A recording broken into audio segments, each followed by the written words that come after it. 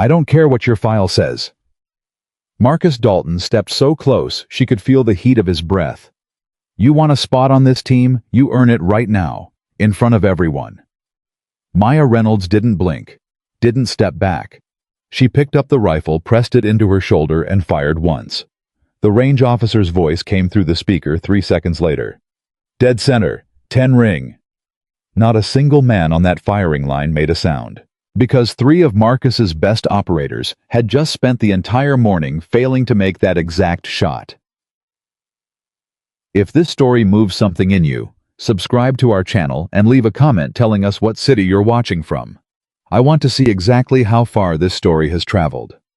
The silence that followed Maya Reynolds' words was the kind that doesn't happen by accident. It was the kind of silence that falls when a room full of people suddenly realizes they may have made a serious mistake. Chief Petty Officer Marcus Dalton stood 6 feet 2 inches of decorated military service, 21 years of deployments, commendations, and combat experience embedded in every line of his face.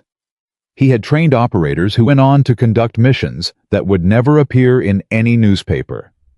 He had broken men who thought they were unbreakable. He had watched promising candidates crumble under the weight of expectation and come back stronger or not come back at all.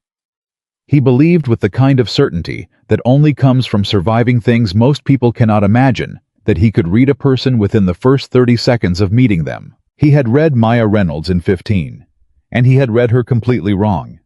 But he didn't know that yet. He stood behind her, now arms crossed, jaw set, watching her settle into position on the firing line with the kind of economy of movement that should have told him something. There was no wasted motion, no adjustment and readjustment, no performance. She moved like someone who had done this so many times that the body simply remembered what the mind no longer needed to consciously direct. But Marcus wasn't watching for that. He was watching for what he expected to see. Hesitation nerves the subtle physical language of someone who was in over their head. How was watching so hard for failure that he nearly missed competence standing right in front of him. The range at Camp Iron Ridge stretched nearly 1,000 meters in its longest configuration, and this morning it was set up for advanced qualification. Not the standard marksmanship course. Not the basic evaluation that new attachments typically ran through first. Marcus had set the course himself, and he had set it the way he set everything at the level he believed the mission demanded, not the level that made people comfortable. 3 target arrays at variable distances. Wind from a direction that shifted unpredictably off the ridgeline to the east. Engagement windows measured in seconds, not minutes. It was the course he ran his own people through when he wanted to know who they actually were. He had placed Maya on it because he wanted her to fail quickly and clearly so they could all move on. He was not proud of that. He would think about it later. But that morning, standing behind her with 23 of his operators watching from the observation line, that was exactly what he was doing. Sergeant First Class Briggs ran that course last Tuesday, one of the operators muttered behind Marcus. His name was Donovan, and he was the kind of man who said out loud what others thought quietly. 18 years in, missed the second array completely. Wind was worse Tuesday, another operator said. Wind's no better today. Marcus said nothing. He watched Maya. She had not moved yet. She was lying in a low prone position, rifle settled across a support, and she appeared to be doing absolutely nothing. Just breathing. Eyes downrange. The operators behind Marcus began to exchange glances. One of them checked his watch. Another made a quiet sound that was not quite a laugh, but was close enough to function as one. She waiting for an invitation, Donovan said. She's reading the wind, said a voice from the far end of the observation line. Everyone turned. The voice belonged to Master Chief Raymond Okafor, the senior enlisted man at Camp Iron Ridge, a man who had spent more time in hostile environments than most people spent in their own homes. He was watching Maya through a set of binoculars, and his expression was unreadable, in the way that only deeply experienced people can make their expressions unreadable, not blank, but contained. She's counting, he said. Give her a minute. Donovan frowned. Counting what? Wind cycles, Okafor said simply, and went back to looking through his binoculars. A few of the operators shifted. The word cycles hung in the air. Most of them knew what it meant. Natural wind doesn't blow at a constant speed. It pulses. It ebbs. And a shooter who understands those cycles can time a shot to land in the narrow window between gusts, rather than fighting the worst of the conditions. It was the kind of thing taught in advanced long-range curriculum. It was also the kind of thing that took years of field experience to actually execute under pressure. The kind of thing you didn't expect someone who looked like Maya Reynolds to know how to do. The first shot broke the silence like a thunderclap. The sound rolled across the range, and before the echo finished, the range officer's voice came through the speaker mounted on the observation post. First target, impact, 9 ring, not perfect. But Marcus knew immediately that it was not the shot itself that mattered. It was where she hit. 9 ring on the first target of a qualification course, set in shifting wind conditions taken with 0 warm-up, was a score that most of his operators would have accepted as adequate. Coming from someone who had been handed the qualification card like a dare 10 minutes ago, it was something else entirely. Nobody behind Marcus said anything. He noticed that. The second shot came 40 seconds later. Second target. Impact. 10 ring. Center. This time, someone behind Marcus actually said something, but it was so quiet that Marcus couldn't make out the words. He didn't need to. The tone was enough. It was the tone of a person revising an opinion they had been confident in. The third shot came without warning. Maya had shifted slightly between the second and third targets, adjusting her position in a way that was subtle enough that Marcus almost missed it. She had read something in the conditions, a change in how the wind was moving, or a variation in the angle of the target, and she had compensated for it before the shot rather than after. That was the difference between a good shooter and an exceptional one. The good shooter fires and then analyzes the result. The exceptional one analyzes before pulling the trigger. Third target, impact, 10 ring, center. Marcus uncrossed his arms. He did not realize he had done it until Okafor, who had lowered his binoculars and was now watching Marcus rather than the range, made a sound that was unmistakably the sound of a man who had just been proven right about something. "Don't say it," Marcus told him without turning around. "Wasn't going to say anything," Okafor said pleasantly. Maya stood up from the prone position without being told to, slung her rifle across her body in a single practiced motion, and walked back toward the equipment table. She did not look at Marcus. She did not look at the operators on the observation line. She picked up a bottle of water, drank from it, and set it back down. Then she turned and looked at the range officer. "What's next on the course?" she asked. The range officer, a young sergeant named Torres, who was still processing what he had just recorded, looked at his clipboard, and then at Maya, and then at his clipboard again. "Timed engagement sequence," Torres said. 3 targets, randomized sequence. You have to identify and engage in order before the sequence timer expires. "What's the par time?" 45 seconds total. Maya nodded. "What did the last person run it in?" Torres checked his clipboard. "Chief Dalton ran it in 38 seconds. That's the best time on record this cycle." Marcus heard his name and looked up. Maya had turned her head slightly in his direction, but she wasn't looking at him with anything that could be read as a challenge. She was just gathering information. He recognized the look because he used it himself, the expression of a person assembling data rather than performing confidence. "Okay," Maya said to Torres, "set it up." She moved back to this firing line. Donovan appeared at Marcus's left shoulder. "Chief," he said quietly. "Not now, Donovan." "I was just going to say." "I said not now." Donovan went quiet. The timed sequence ran in the next 4 minutes. Maya hit all 3 targets. She did it in 34 seconds. The silence on the observation line was different from the silence that had existed before. The first silence had been the silence of people waiting for expected failure. This silence was the silence of people absorbing unexpected information and not yet knowing what to do with it. Marcus walked to the firing line. He stood beside Maya, not quite facing her, both of them looking downrange in the direction of the targets. "Where did you train?" he said. "Multiple places," Maya said. "That's not an answer. It's the answer I have." Marcus felt a flicker of something, not anger exactly, but the friction that comes from a person who is used to having complete information suddenly not having it. He turned to look at her. She was younger than he had thought initially, mid-30s probably, with the kind of face that revealed very little unless she was choosing to reveal it. He had seen that face in elite operators before. The mask that comes from spending years in environments where showing your reaction is a tactical liability. "You have a file," he said. "Everyone has a file. I've seen your file. Then you know where I trained. Your file says FLETC, then brag, then a 3-year gap."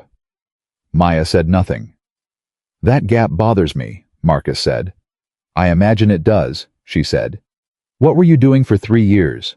She looked at him then, and what Marcus saw in her eyes was not hostility, and not nervousness, and not the desire to impress him.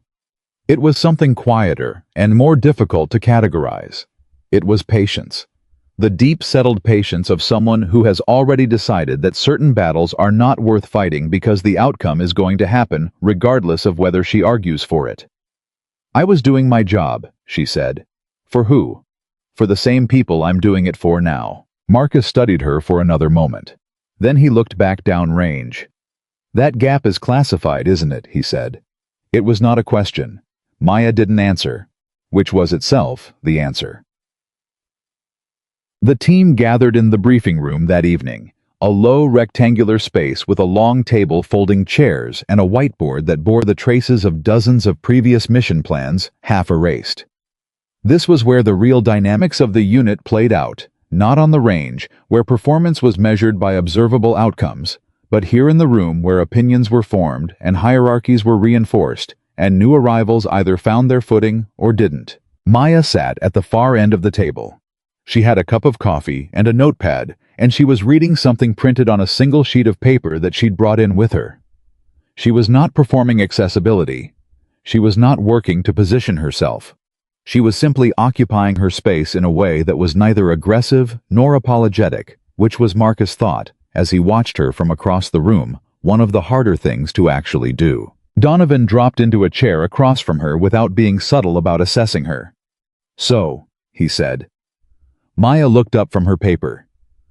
"Dalton tells us you're joining the unit on a temporary evaluation basis," Donovan said. "That's what my orders say." "For how long?" "Until the evaluation period concludes." "What are you evaluating?" Maya looked at him with the same patient expression she had used with Marcus on the range. "Joint integration protocols," she said. "That's very official." "Yes." "What does it actually mean?" "It means I'm here to work alongside your unit, observe how advanced integration functions in a field-forward environment, and provide assessment data to my command." Donovan leaned back in his chair. "And what's your command?" "That's in my file." "Your file has a 3-year gap." "I'm aware." "Don't you think that's the kind of thing that warrants a conversation?" Donovan said. "You're going to be working alongside us. We're going to be trusting you. How are we supposed to do that if we don't know who you are?" Maya set down her paper.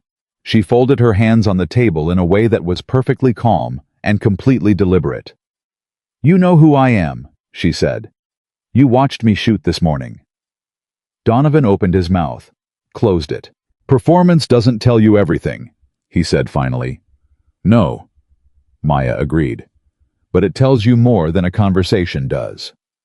The first week passed in a pattern that Maya recognized because she had navigated versions of it before.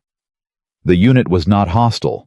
These were professionals, and professionals did not typically indulge in open hostility toward a colleague who had been placed in their unit by a command they respected. But there is a vast territory between hostility and acceptance, and Maya spent that first week in the middle of that territory, treated correctly, evaluated, constantly trusted, minimally. She noticed everything. She noticed that when the team split for drills, she was consistently partnered with the less experienced operators rather than the senior ones. Not punished, just managed. Placed where her potential mistakes would have smaller consequences. She noticed that when she made suggestions in the briefing room, those suggestions were heard, and then set aside in the particular way that organizations set aside suggestions from people they haven't yet decided to take seriously, not rejected, not discussed, simply allowed to exist briefly and then forgotten. She noticed that Donovan watched her constantly. Not with malice. With the focused attention of someone trying to understand something they cannot quite categorize. She had the distinct impression that Donovan had decided early on that she was an unknown quantity, and that unknown quantities made him nervous, and that the nervousness was making him pay attention in ways that might eventually work in her favor if she gave him enough accurate information to form an accurate conclusion. She was patient. She had been patient in harder rooms than this one. On the fourth day, the unit ran a field exercise in the desert terrain south of the ridge.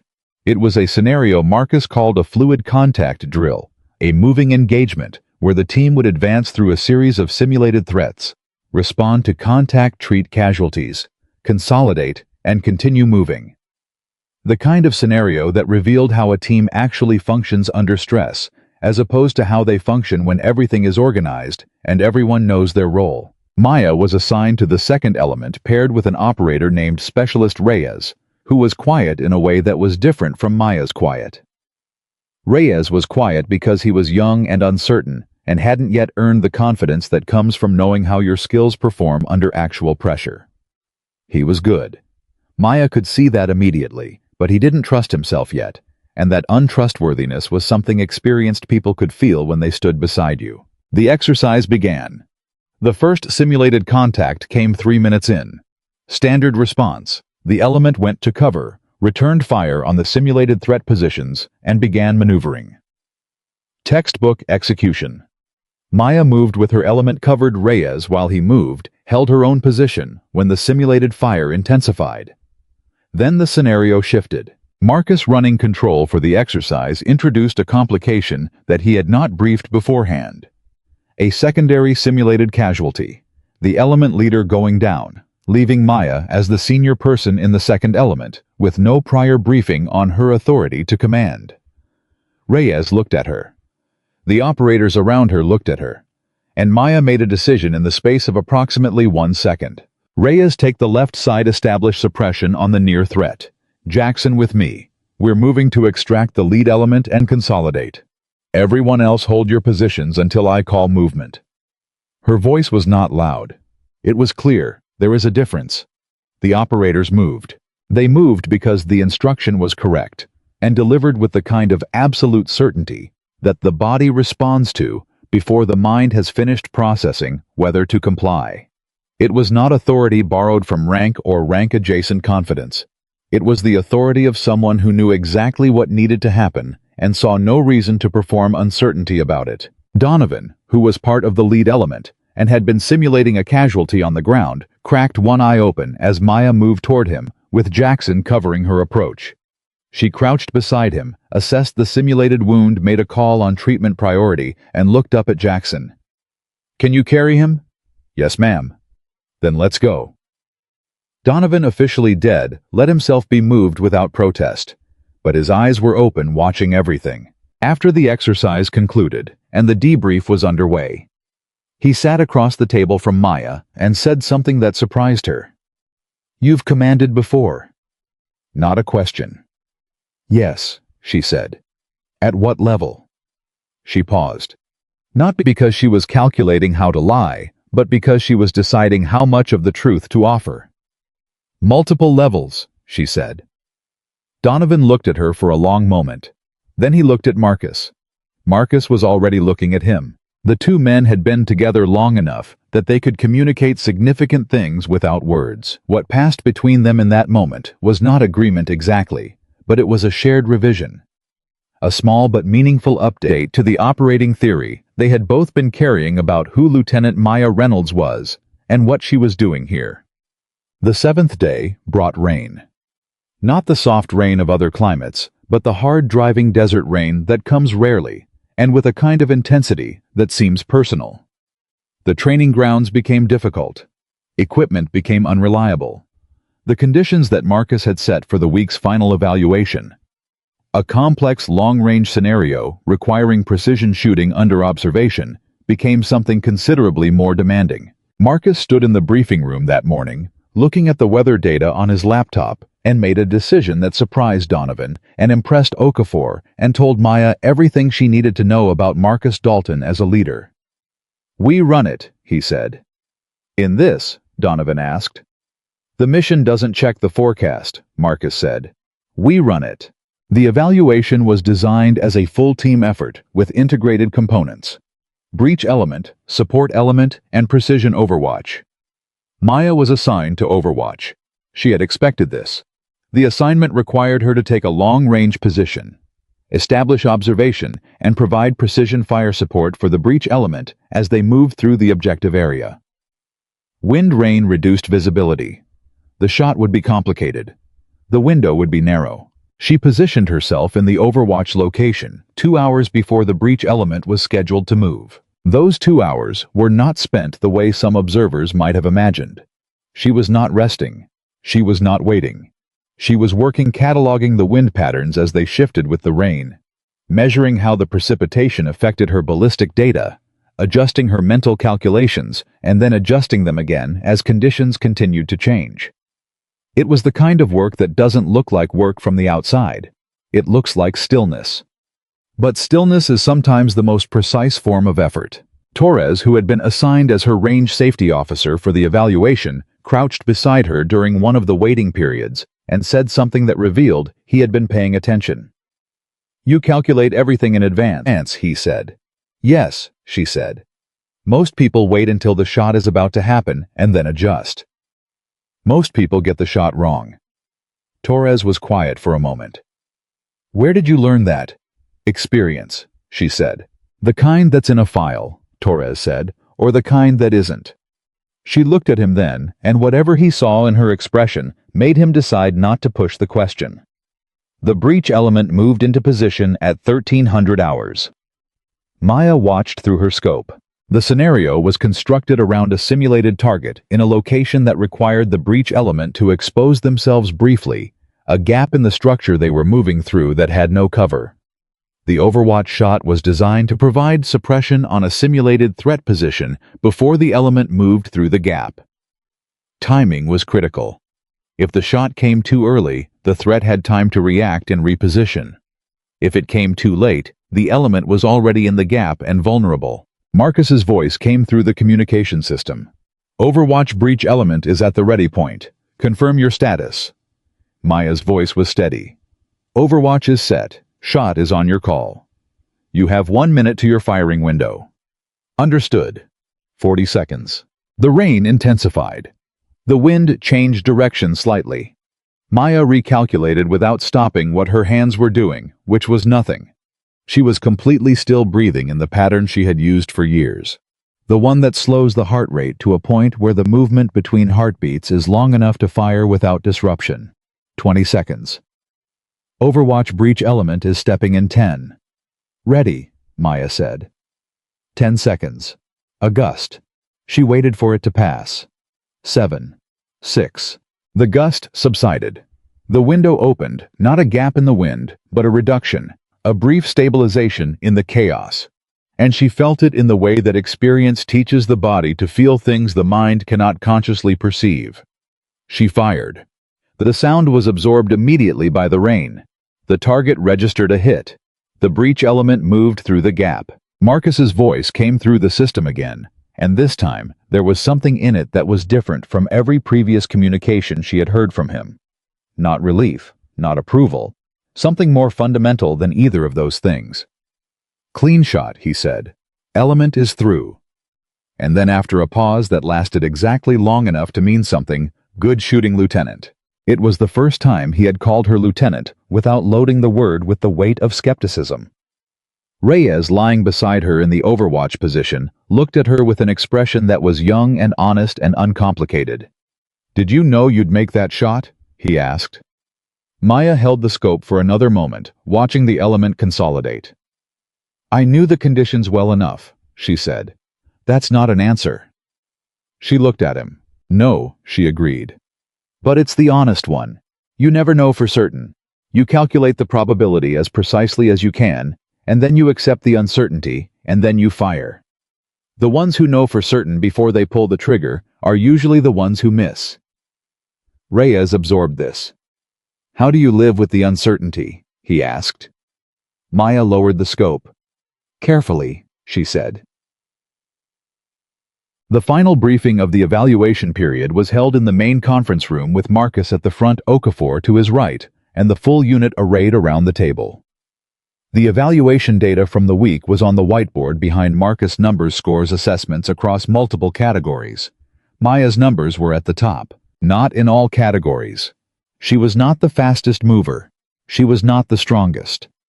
In the hand-to-hand assessment she had scored solidly, but not remarkably. But in the precision categories, in the judgment categories, in the scenario assessments, where decision-making under pressure was the primary metric, her numbers stood apart from the rest of the unit, with a clarity that made argument against them difficult. Marcus looked at the numbers for a long moment.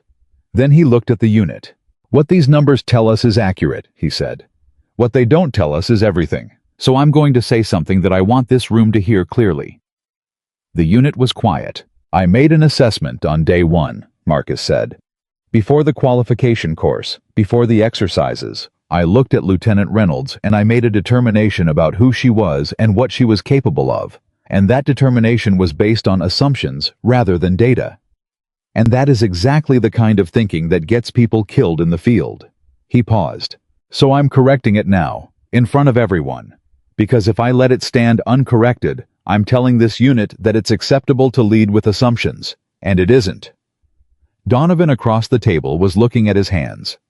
Okafor was looking at Marcus with an expression that contained, among other things, the particular form of respect that one experienced person extends to another when they do something genuinely difficult. And Maya, at the far end of the table, was looking at Marcus with the same patience she had brought into this room from the very first day. Not satisfaction, not vindication, something quieter, something that looked to the people who were paying close enough attention, like relief. Not the relief of someone who has won, but the relief of someone who has finally been seen accurately, and finds that accuracy, whatever it costs the other person to offer, is its own form of respect. "Lieutenant Reynolds," Marcus said. She looked at him. "Welcome to Iron Ridge." She nodded once, and the room, which had been so many different kinds of silence over the past 7 days, settled into something new. The particular silence of a unit that has been changed by information. It did not expect to receive, and is in the process of understanding what that change requires of them. The silence on that firing line lasted exactly 4 seconds. Marcus counted them without meaning to. The way a person counts the seconds between lightning and thunder. Not consciously, but because some part of the brain is already measuring distance, already calculating how close the thing is that just changed the air. 4 seconds. And then Donovan exhaled like a man who had been holding his breath underwater, and the sound broke something open in the group, and all at once, everyone was talking at once, and nobody was saying anything useful, and Marcus was still standing exactly where he had been standing. Looking at the target, downrange, looking at the hole in the center of it, looking at something he had not expected to see, and was not yet ready to fully accept. "Check it again," he said to Torres. Torres already had the scope up. "Chief, I've checked it twice." "Check it a third time." Torres checked it. Then he lowered the scope and looked at Marcus with the expression of a young man who has just watched two things collide: what he was told to expect and what actually happened, and is waiting for someone older and more experienced to tell him which one to believe. "Dead center, Chief. 10 ring. Clean impact." Marcus turned. Maya was standing 3 feet behind him, with the rifle still pressed against her shoulder muzzle, pointed safely downrange, waiting. Not performing patience. Actually patient. The way a person is patient when they have already done the difficult thing, and the only remaining question is whether the people around them are going to catch up. He looked at her. She looked at him. "Again," he said. She didn't ask why, didn't argue, didn't point out that the qualification standard didn't require a second shot on the first target. She simply turned back to the line, chambered another round, and settled. This time, every single operator on the observation deck was watching without speaking. No murmured commentary. No sideways glances. Just 23 men holding completely still, doing the thing that human beings do when something has interrupted their certainty, and they are waiting to find out whether the interruption is permanent. The second shot broke. 10 ring, Torres said immediately. He didn't wait for Marcus to ask. Behind Marcus, someone said, "What in the—" "Quiet," Marcus said. The word came out harder than he intended, but the quiet that followed was the right kind. He walked toward Maya. She lowered the rifle, cleared the chamber with the practiced efficiency of someone for whom safe weapons handling is as automatic as breathing, and turned to face him.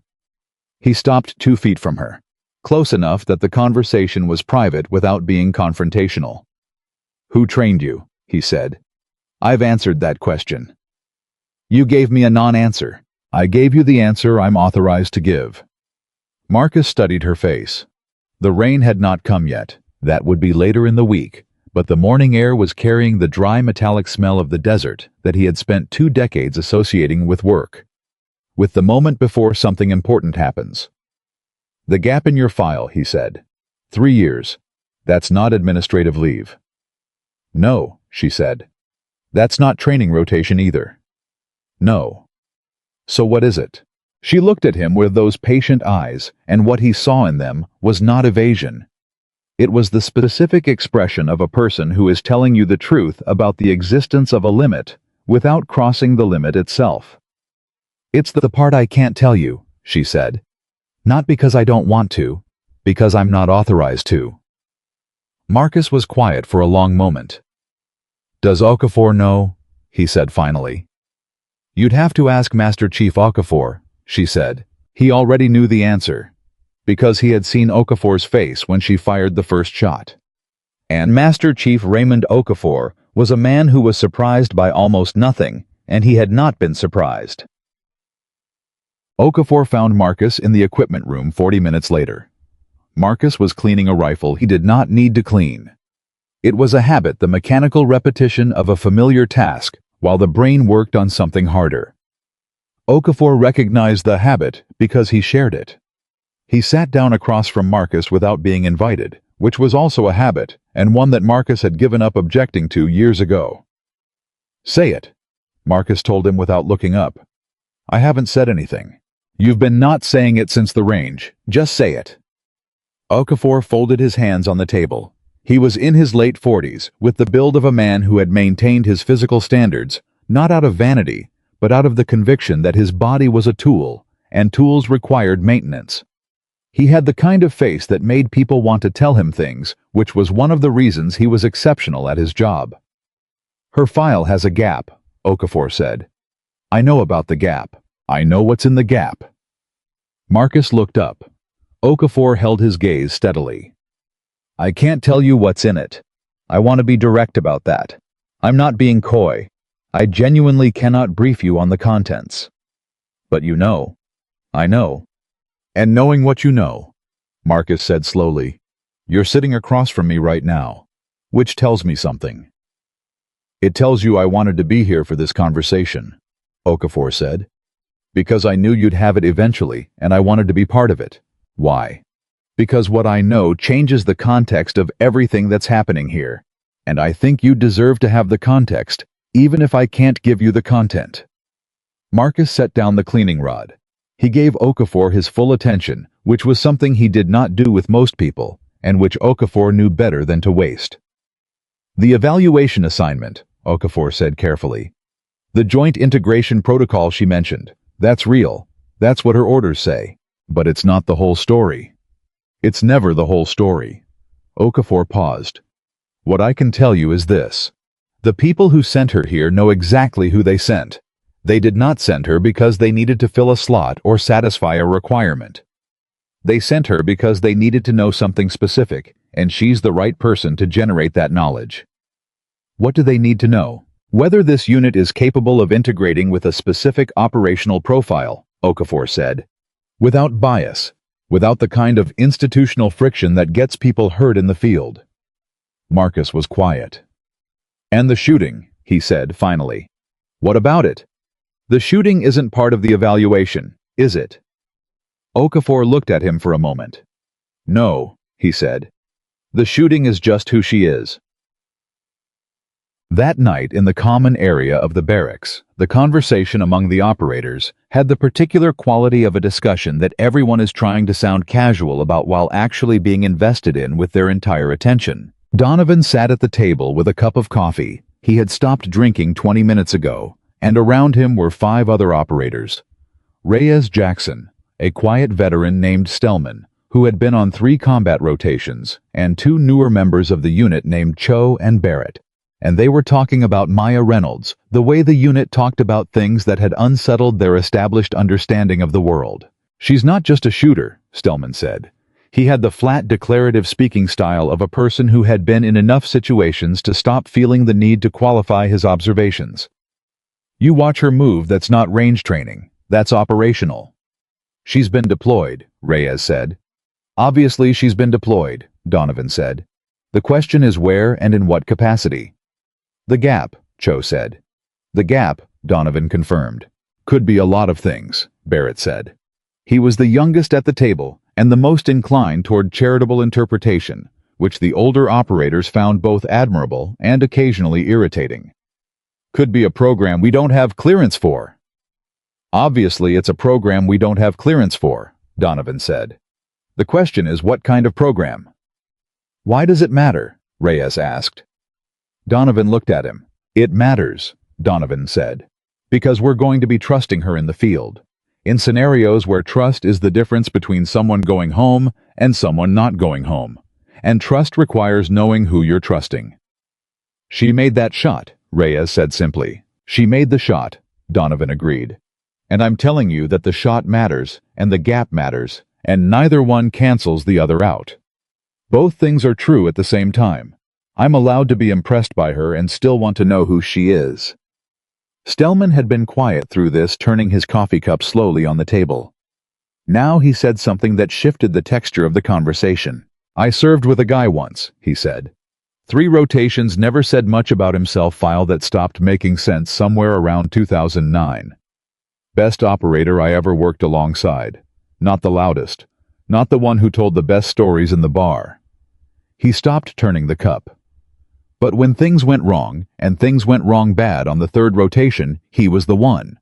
He was the one who made the calls that needed to be made, and afterward, when we were going through the debrief, I realized I still didn't know half of what he'd actually done, or why he was actually there. "What happened to him?" Barrett asked.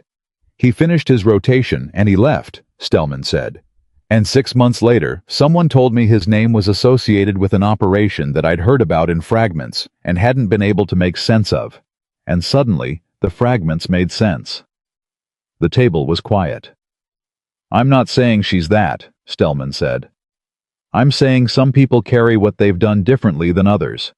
And the ones who carry it the quietest usually have the most to carry." Donovan looked at his coffee cup for a long moment. Then he got up, refilled it at the machine in the corner, walked to the doorway that led to the equipment corridor, and stopped. Maya was at the far end of the corridor, standing at one of the equipment benches, working on her rifle with the same absence of wasted motion she brought to everything. She had not been in the common area. She had not been part of the conversation about her. And looking at her now, Donovan had the sudden clear impression that this was not accidental, that she understood with precision the social dynamics of a unit encountering an unknown quantity, and that she had made a deliberate choice to give those dynamics space to work themselves out without her presence complicating them. He walked down the corridor. She heard him coming. The acoustics of the corridor made that unavoidable, but she didn't look up from what she was doing. "Stellman says you've been deployed," Donovan said, stopping a few feet from the bench.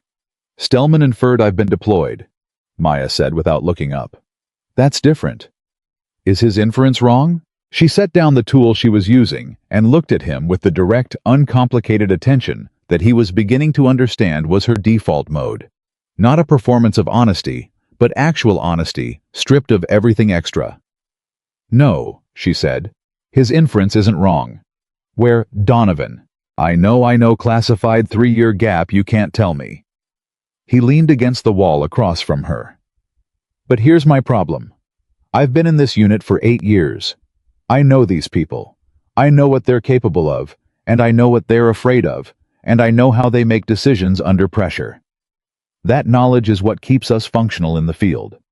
And you walk in here with a file that stops making sense and a skill set that doesn't add up to what the file shows, and I'm supposed to just—" He stopped, tried again. "I'm supposed to just integrate that, without information." Maya picked up the tool again, But she didn't go back to the rifle. "How long did it take Stellman to trust you?" she asked. Donovan paused. "What? When you joined the unit? How long before Stellman trusted you the way he trusts you now?" "That's different. We had time to—" "How long, Donovan?" He thought about it. Really thought about it, not the reflexive answer, but the honest one. "About 4 months," he said finally. "Maybe 5. "And what changed?" "We ran a bad scenario in—" He stopped again. "We ran a bad scenario. Things went sideways, and some decisions had to be made fast, and I made them, and they were the right decisions. And after that he trusted me." "Not because you gave him information," Maya said quietly. "Because you showed him decision-making under pressure." Donovan said nothing. "I know you need information," she said. "And I know you can't get the information you want, and I know that's frustrating. But the information I can give you is the information I'm giving you. Every day, every drill, every scenario." She looked at him steadily. "That's not a deflection. It's a genuine offer." Donovan pushed off the wall. He looked at her for a long moment, long enough that it crossed from assessment into something closer to acknowledgement. 4 months, he said. "I'll be here for 90 days, she said. "Then you better move fast," he said, and walked back down the corridor. The next morning brought a development that none of them had anticipated. A new assignment arrived through Command Classified at a level that required Marcus to clear the room before briefing even his senior people. The unit gathered in the secure conference space, Okafor, Donovan, Stellman, and 2 other senior operators, and Marcus put the outline on the table without preamble. "Interagency request," he said. "Comes from a level above our normal operational chain. It's a precision assessment scenario, simulated but run under as real as possible conditions. Multi-element operation with a critical overwatch component.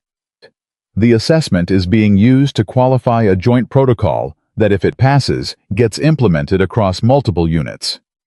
Donovan leaned forward. "What's the timeline?" 72 hours. "That's fast." "That's the timeline." "Who's requesting the assessment?" Okafor asked. Marcus looked at him. "The request is associated with the same command element that placed Lieutenant Reynolds here." The room was quiet. "So this is connected to her evaluation," Donovan said. "Everything is connected," Marcus said. "That's the information I have." "And where does Reynolds fit in the scenario?" "She's the Overwatch element," Marcus said. "The request is specifically built around her role. The scenario is designed to evaluate whether the Overwatch-to-breach integration functions at the level the protocol requires."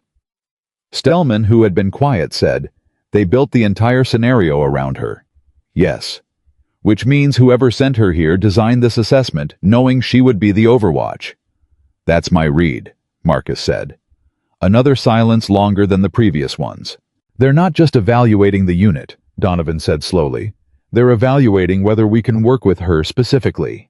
Whether we can trust her specifically. Under conditions that matter." "That's my read," Marcus said again. Donovan sat back. And on his face was the expression of a man who has just realized that the test he thought he was administering was actually the test he was taking. The preparation for the assessment ran across 40 hours.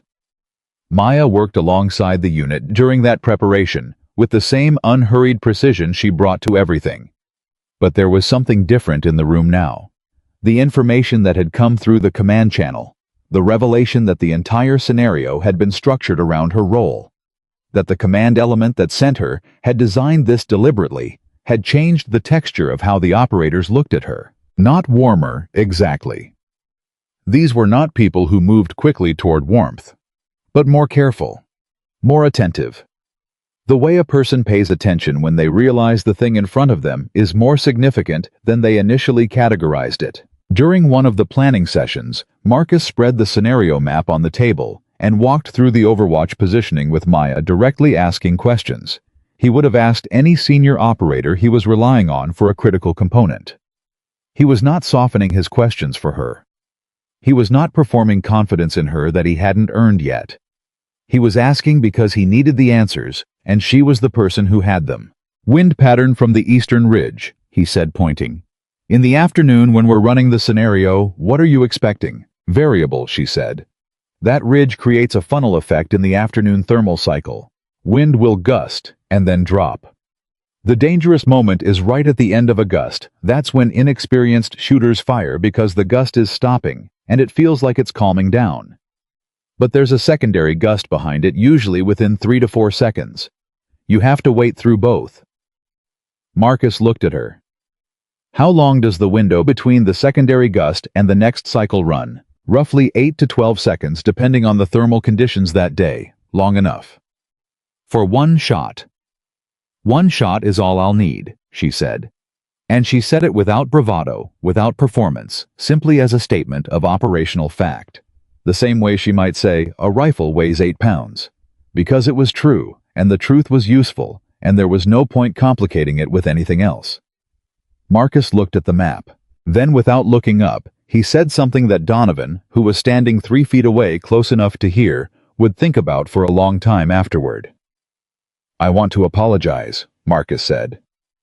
The room was not quite silent, but it became the next thing to it. Day 1, he said. The qualification card, the way I handed it to you. He looked up then and met her eyes. That was about my assumption, not your ability. And I ran this unit too long on good instincts to excuse myself for letting a bad one stand that long unchallenged. Maya looked at him for a moment with that same patient, contained expression. I've been handed worse cards, she said. That doesn't make it acceptable. No, she agreed. It doesn't. But you're still here. I'm still here. Marcus nodded once, went back to the map. The eastern ridge positioning, walk me through your entry route. And just like that, they were working. Not as chief and lieutenant, not as skeptic and subject. As two operators preparing for a scenario that required both of them to function at the highest level they were capable of together, without the friction of a story that no longer served the mission. Donovan, standing against the wall, said nothing, but he had heard everything. And what he understood in the way that someone understands a thing, not in their head, but somewhere deeper and more reliable, was that what he had just witnessed was not a breakthrough in the dramatic sense. Nobody had shouted. Nobody had cried. Nobody had delivered a speech. What he had witnessed was something rarer. Two experienced people choosing accuracy over ego, and that more than the shot on the range, more than the scenario results, more than any file or any gap or any classified history he would never be given access to, was what finally made him decide. He crossed the room, sat down next to Maya at the table, and started asking questions about the Eastern Ridge. Donovan asking questions about the Eastern Ridge was not a small thing. The other operators in that room understood it immediately, the way people who have worked closely together for years understand the significance of small gestures that would look unremarkable to anyone on the outside. Donovan did not ask questions of people he hadn't decided to take seriously. It wasn't arrogance. It was the economy of a man who had learned through years of high-stakes work that misplaced trust cost more than withheld trust. When he leaned across that table and started talking to Maya about wind patterns and entry angles, every senior operator in the room registered it the same way they would register a change in weather, quietly, without comment, but completely. Stellman caught Marcus's eye across the table. Marcus looked away first. Back to the map. Back to the work. That was its own kind of answer. The preparation continued through the night and into the following morning, and by the time the unit broke for 4 hours of required rest before the assessment window opened, something had shifted in the architecture of the group that was difficult to name precisely, but impossible to miss. It wasn't unity, not yet. It was more like the early stage of unity, the moment when separate people stop moving around each other and start moving with each other, when the friction of unfamiliarity begins to wear smooth. Maya noticed it. She noticed everything. But she didn't remark on it because remarking on it would have made it fragile, and she had learned a long time ago that the things most worth preserving were the things you left alone to grow at their own pace. She found Reyes in the equipment room at 2 in the morning, when both of them should have been resting. He was sitting on a bench with his gear spread in front of him, going through it with the focused attention of someone who is using a physical task to manage something internal. She recognized the pattern. She'd used it herself more times than she could count. She sat down at the adjacent bench without asking permission. He looked up. "Can't sleep," she said. "No, ma'am. Don't call me ma'am in here." He paused. "What should I call you?" "Maya works." He went back to his gear.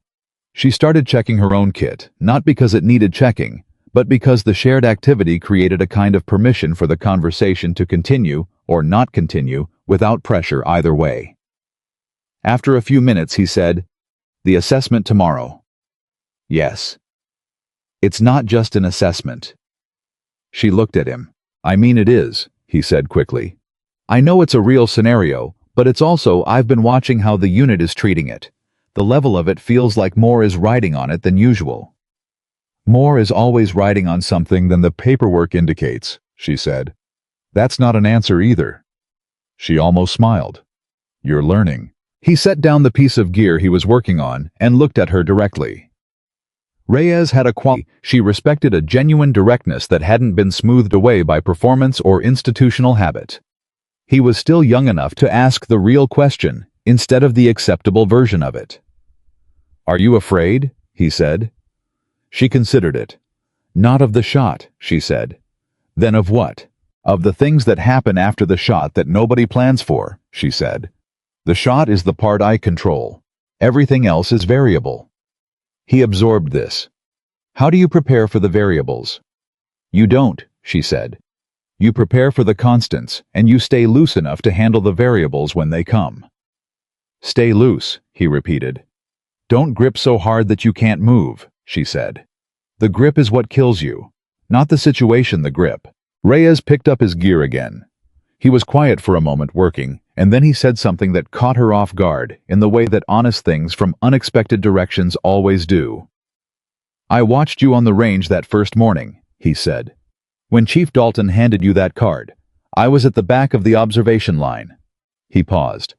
"You didn't look angry. I expected you to look angry. I would have been furious." "I was angry," she said. He looked up. "You didn't show it." "Showing it was what he wanted," she said. "Not consciously, he didn't wake up that morning deciding to provoke me. But the situation was set up to produce a reaction, and the reaction he was expecting was one that would confirm what he already believed." She looked at her hands. "So I gave him the only reaction that would produce different information." "No reaction. A useful one," she corrected.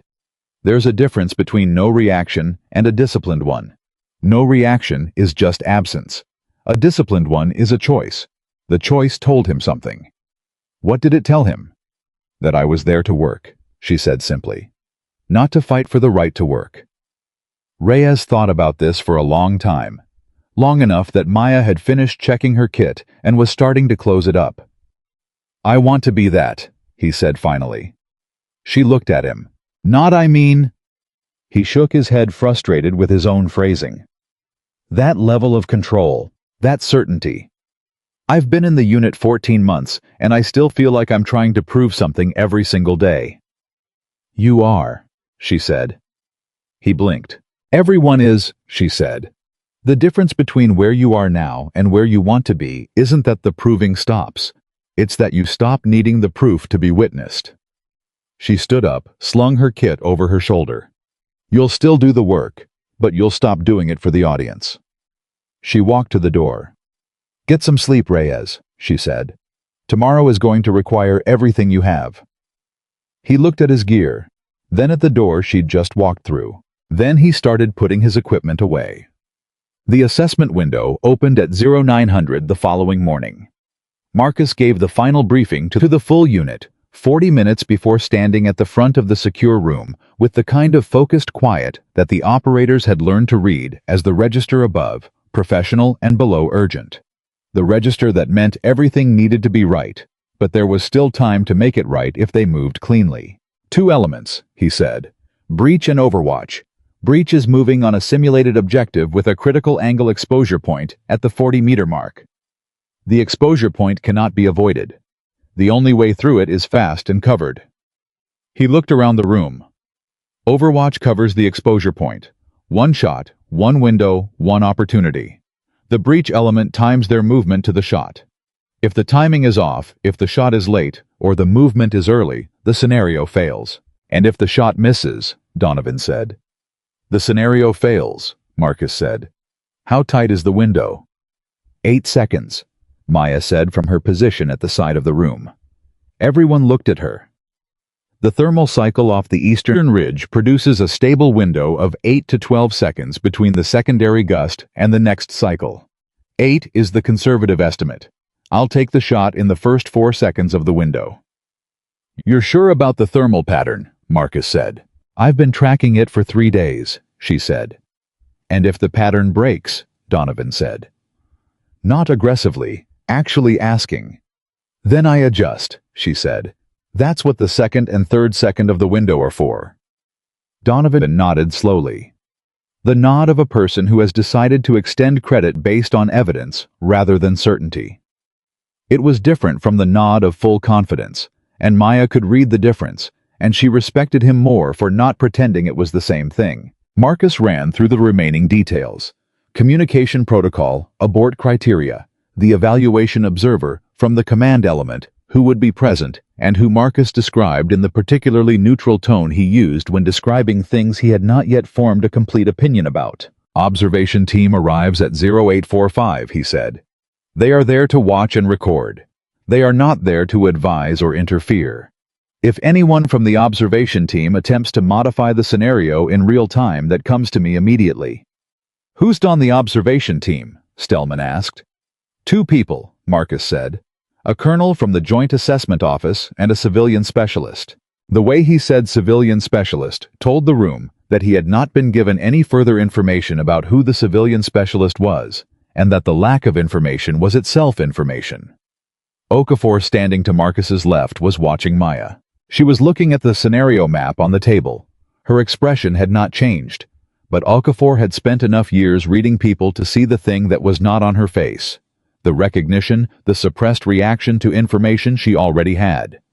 She knew who the civilian specialist was. She had probably known before the assignment arrived. He filed that away. The observation team arrived at 0843. The colonel was a tall woman named Chen, with the efficient manner of someone who has conducted enough evaluations to have stripped the process down to its essential components. She shook hands with Marcus, exchanged professional courtesies, and positioned herself at the observation point with the focused composure of a surgeon setting up before a procedure. The civilian specialist was a man in his early 50s named Garrett. He wore civilian clothes that fit too well for a civilian and moved through the space with the spatial awareness of someone who had spent considerable time in environments where spatial awareness was a survival skill. He scanned the room when he entered with a single comprehensive sweep that lasted less than 2 seconds and covered everything. When his eyes reached Maya, they stopped for exactly 1 beat longer than they stopped on anyone else. Marcus caught it. So did Donovan. Maya did not look up from the equipment she was checking. Garrett moved to stand beside Colonel Chen at the observation point without speaking to anyone. The scenario began.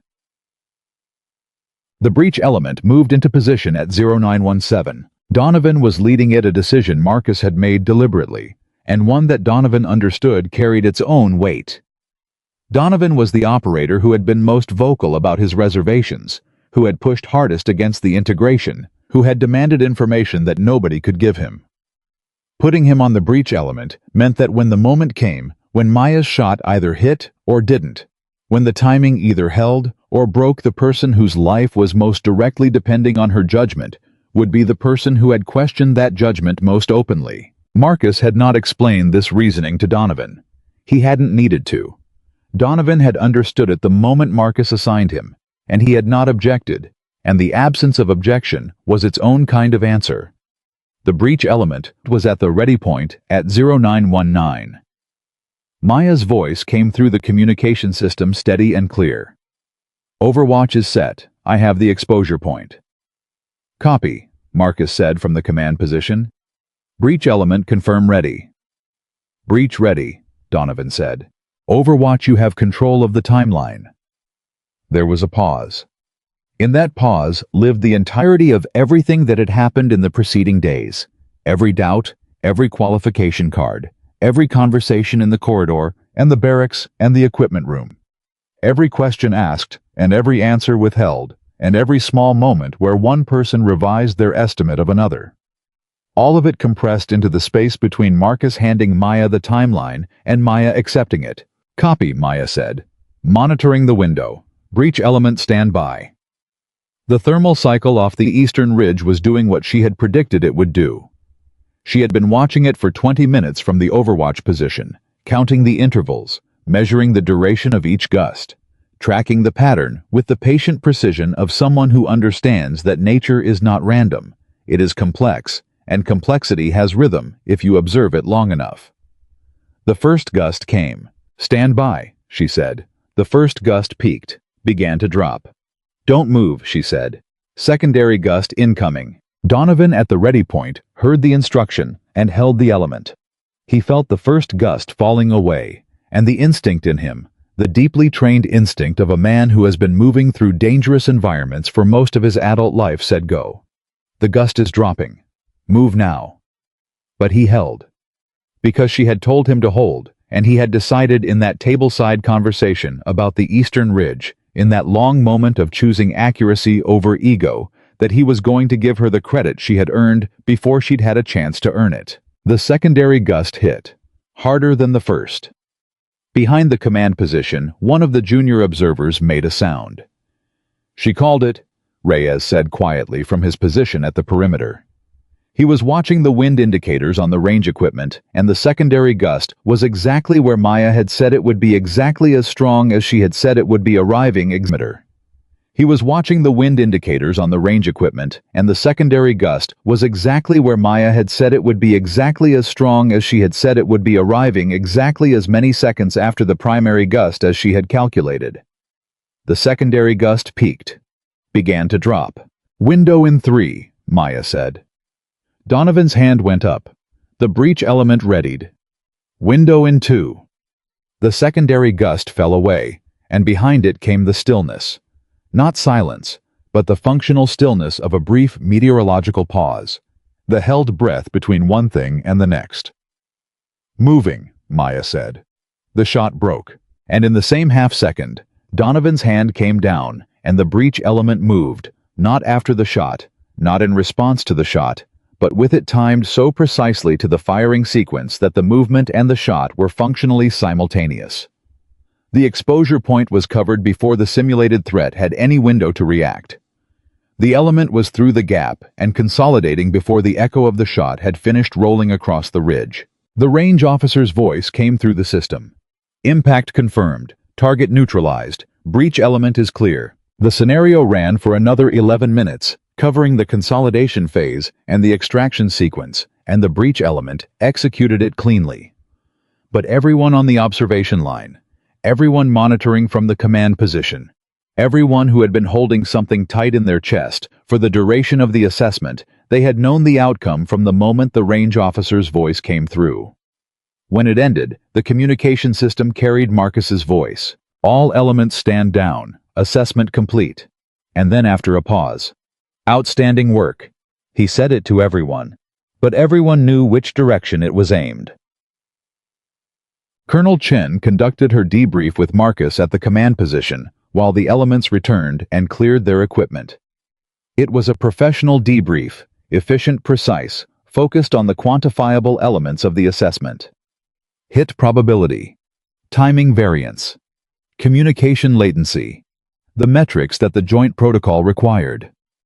Garrett stood slightly apart from the debrief, watching the unit return, watching Maya specifically. When she cleared her equipment and began moving toward the debrief area, he stepped into her path. Not aggressively, just there.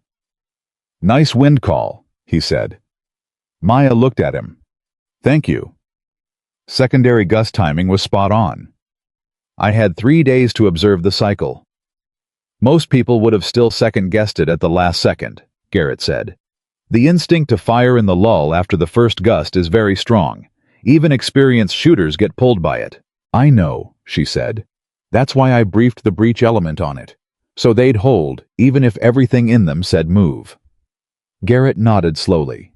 He looked at her for a moment in the way that people look at things they are genuinely trying to understand, rather than assess. "How are you finding Iron Ridge?" he said. "Professionally," she said carefully, "or personally?" "Either." "Professionally, it's exactly what the brief indicated," she said. "A high-functioning unit with strong individual capability and some integration friction at the senior level that comes from a very cohesive internal culture." "And personally?" She was quiet for a moment. "Harder than the brief indicated." Garrett's expression shifted slightly, not toward sympathy exactly, but toward something honest. "It usually is," he said. Marcus finishing with Colonel Chen crossed toward them. He looked at Garrett with the particular attention he gave to things he hadn't fully categorized. "You know each other," he said, not a question. Neither Maya nor Garrett answered immediately. "We've worked together," Garrett said finally. "In what capacity?" Garrett looked at him with a pleasant, completely opaque expression. "In the capacity that created the 3-year gap in her file," he said. Marcus looked at Maya. She met his gaze and said nothing. He processed this. The fact that Garrett was here, that Garrett was the civilian specialist on the observation team, that Garrett knew Maya by sight, across a crowded room, that Garrett's connection to her was explicitly the classified period that Marcus had been unable to access, told him something significant. It told him that whatever she had been doing in those 3 years was not peripheral to her career. It was the center of it. The everything before it and the everything after it were arranged around that core period, the way a solar system arranges around its star. "What does her file say she's been doing for the past 3 years?" Garrett asked Marcus suddenly. "Her current assignment is Joint Integration Evaluation," Marcus said. "And before Iron Ridge, administrative role at Bragg." Garrett smiled, not unkindly. "That's what her unclassified file says." "What does her classified file say?" "That's an interesting question," Garrett said pleasantly. "I'd recommend submitting a formal request to the Joint Assessment Office." "I'm asking you," Marcus said. "I know you are." Garrett looked at him steadily. "And I'm telling you that what I can say is this: the person standing to my left has done work in conditions that most people in your unit will never encounter, at a level of operational precision that qualifies her for exactly the kind of role she's currently performing. The integration protocol she's here to evaluate isn't a bureaucratic exercise. It's designed to determine whether units like yours can effectively partner with specialists from programs like the one she came from." He paused. "And based on what I observed today, I'd say the answer is yes. Conditionally." "What's the condition?" Marcus asked. Garrett looked at him, then at Maya, then back at Marcus. "The condition," he said, "is you." The word landed quietly and stayed. Marcus looked at Maya. She was watching him with that same patient, contained expression, but there was something new in it. Not a challenge, not an expectation. Something closer to the expression of a person who is waiting to find out whether another person is going to be as good as they are capable of being. "What does that mean specifically?" Marcus said. "It means the unit is ready," Garrett said. "The question is whether the person who leads it is ready to lead it in a direction that the assessment requires." "What direction is that?" "Toward the kind of trust," Garrett said simply, "that doesn't require a complete file to exist." The debrief for the full unit ran that evening in the main conference room, and it was different from every debrief that had preceded it. Not because the content was different. The scenario data was what it was: clean, clear, successful on every metric the protocol required. But the room itself felt different, the way a room feels different after a significant storm has passed through it, when the air is clearer than it was before and everything is a little sharper. Marcus ran the debrief in his usual manner, precise, unsentimental, focused on what worked and what needed refinement, and what the data said about unit performance. He did not make speeches. He did not editorialize. He moved through the material with the efficiency of a person who respects time and believes that clarity is a form of respect. But near the end, he stopped. He looked at the room, and then he did something that none of the operators, not Donovan, not Stellman, not Okafor, who thought he had seen everything, Marcus Dalton was capable of doing in a professional context, had ever seen him do in a debrief. "I want to make a correction," he said. The room was immediately completely still. I told this unit on day one that Lieutenant Reynolds was here to prove herself, he said. I said it in the way I say things when I'm not thinking carefully enough about what I'm saying, which is to say, I said it as though proving herself was the appropriate standard for this situation. He paused. It wasn't. Nobody moved. She was not here to prove herself, Marcus said. She was here to do a job. The proving herself part was something I added because I looked at someone I didn't know and made a determination before I had the data to support one. And this unit watched me do that, which means this unit needs to hear me correct it. He looked around the room at Donovan, at Stellman, at Reyes, at each of them in turn. We don't ask operators to prove themselves before we let them work. We let them work and we watch the work. That is the standard. It was the standard before today, and it is the standard going forward. Donovan across the table looked at his hands. Reyes was looking at Marcus with the expression of someone filing something important away. Stellman said nothing, but his posture had shifted in the nearly imperceptible way that indicated he was holding something with more care than he had been holding it before. Maya was looking at the table, not because she couldn't meet Marcus's gaze, because she was giving him the space to say the thing he was saying without making it about whether she was receiving it correctly. When Marcus finished speaking, the room was quiet for a long moment. Then Donovan said, "Chief." Marcus looked at him. "For the record," Donovan said, "I had her wrong too." A pause. "I know," Marcus said. "I wanted to say it out loud." "I heard you." Another pause. Shorter. "We good," Donovan said. "We're working on it," Marcus said. Which, from Marcus Dalton, was the warmest possible answer to that question. Then Okafor, who had been quiet throughout the entire debrief, spoke for the first time. "The protocol assessment result," he said. "What does Chen's preliminary read say?" "Provisional pass," Marcus said. "Full report in 72 hours. "Provisional," Donovan said. "What's the outstanding element?" "Follow-on scenario," Marcus said. "Chen wants a second assessment under modified conditions, faster timeline, less preparation, as real as possible stress factors." He looked at the room. "She wants to see how the integration holds when the unit doesn't have 3 days to prepare." "When?" Stellman said. 48 hours, Marcus said. The room absorbed this. Then Reyes, quietly from his position near the wall, said, "Are we ready for that?" Marcus looked at him, and then for the first time in the debrief, he looked at Maya. She was already looking at him. "Are we?" he said. She held his gaze for a moment. "Ask me again in 47 hours, she said. And despite everything, the tension of the debrief, the weight of the correction, Marcus had just made the pressure of the follow-on scenario hanging over the room. Donovan laughed. A short, genuine laugh. The kind that comes out when something catches a person off guard and the surprise bypasses the usual filter. It was the first time Donovan had laughed in Maya's presence without an edge in it. And if anyone had been watching, if anyone had been tracking the small, almost invisible markers of a unit in the process of becoming something more cohesive than it had been 48 hours ago, that laugh would have been the one they pointed to later as the moment the last wall came down. Not the shot on the range, not Marcus's correction, not Donovan's admission, the laugh, because a unit that can laugh together in the room, after everything that room has been through, is a unit that has found something real. And what is real can hold weight. What is real can hold the kind of weight that the next 47 hours were about to ask all of them to carry.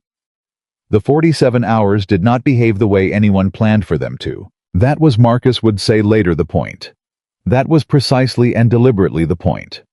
Because Colonel Chen had not requested a follow-on assessment, because she wanted to see the unit perform under favorable conditions with adequate preparation. She had requested it because the protocol she was evaluating was designed for environments where favorable conditions and adequate preparation were luxuries that the mission did not offer. And if the integration between the unit and Maya's operational profile only functioned when everyone had 3 days and full information and time to find their footing with each other, then the integration didn't actually function. It had simply performed. The distinction mattered. It mattered enough that Chen had designed the follow-on scenario with a specific variable that she had not disclosed during the debrief. She had told Marcus there would be a second assessment. She had told him the timeline. She had not told him that the scenario itself would be fundamentally different from what the unit had prepared for, not in the physical mechanics, but in the command structure. Marcus found out at 0600 the following morning, 16 hours before the assessment window, when Chen arrived at the command building and handed him a sealed briefing document with the pleasant professional demeanor of someone delivering information that was going to be uncomfortable and who had made peace with that fact. He read the document, read it again. Then he looked up at Chen. "You want her to run the operation," he said. "The protocol requires evaluating the integration at the command level," Chen said. "Not just the technical level. The first assessment confirmed that Lieutenant Reynolds can perform the technical function at the required standard. The second assessment evaluates whether the unit can receive command direction from her in a high-pressure scenario." "She's a lieutenant," Marcus said. "I'm a chief petty officer with 21 years. This isn't about rank hierarchy," Chen said. "This is about whether an operator from an external program can be integrated into a command-level role within a unit like yours, without the unit's performance degrading." She paused. "The protocol is built for scenarios where that integration is mission-critical, where there isn't time to establish traditional hierarchy, where the specialist has the relevant expertise and the unit needs to be able to follow that expertise without friction." Marcus set the document on the desk.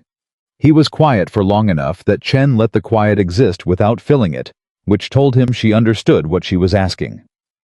"My people trust me," he said finally. "Yes," Chen said. "If I put her in the command position." "If you put her in this command position," Chen said, "you're telling your unit that you trust her, and you're testing whether that trust transfers." She met his eyes. "Chief Dalton, based on everything I observed yesterday, based on everything in the preliminary assessment data, the question is not whether Lieutenant Reynolds can command this operation. The question is whether you can let her." The sentence landed the way Garrett's sentence had landed the previous evening. Both of them aimed at the same thing. Marcus picked up the document. "When does she get briefed?" he said. "When you brief her," Chen said. "That's your call." He found Maya at the overwatch position on the eastern ridge, which was not where she was scheduled to be at 0600, and was exactly where he should have known she would be. She was not running drills. She was not reviewing scenario data. She was sitting with her back against a rock face, coffee in hand, watching the ridgeline in the early light, with the patient attention of someone who never stopped collecting information about an environment they were going to operate in. She heard him coming. "You've read the follow-on brief?" she said before he reached her. He stopped. "How did you know there was a follow-on brief?" "Because I know how Chen runs assessments," she said. "The first scenario is the technical proof. The second is always the command proof." She looked at him. "I've worked with her before." "Also classified," Marcus said. "Also classified," she confirmed. He sat down on a rock a few feet from her. Not because sitting felt like the right posture for this conversation, but because standing over her while delivering what he was about to deliver felt wrong in a way he couldn't fully articulate. "She wants you to run the operation," he said. Maya looked at her coffee. "Not assist," he said. "Command. Full operational authority during the assessment window." "I know what it means," she said quietly. "I'm going to brief the unit at 0800, he said. "I wanted to talk to you first." "Why?" The question was genuine. Not defensive, not fishing, she actually wanted to know. "Because it's your name on the command order," he said. "And the last time someone handed you a card with your name on it without asking it didn't go particularly well." She looked at him then, and what he saw on her face was something he hadn't seen there before. Not the patient containment she wore like a second skin. Something underneath it. Something that the question had reached. "You didn't have to do that," she said. "No," he agreed. "But I'm doing it." She was quiet for a moment. The ridge wind moved between them. "When I was in the program," she said, and the words came carefully measured, each one placed like a footstep on uncertain ground. The work was structured so that external recognition was essentially irrelevant.